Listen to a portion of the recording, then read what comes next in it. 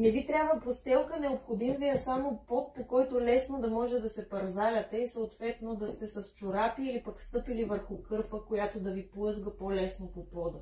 И заставаме в позиция на планк. Помнете, че трябва да бутате силно с ръцете, корема ви да е стегнат, за да не пропада кръста надолу и таза да е ниско.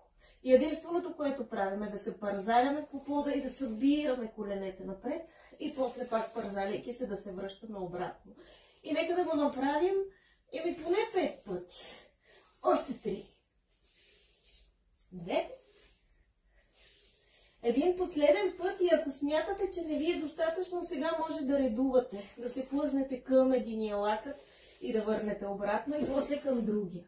И обратно. И така поне още по 2 пъти. Ако ви е малко, може и по 5 пъти. И ви пожелавам прекрасен понеделник. Чао!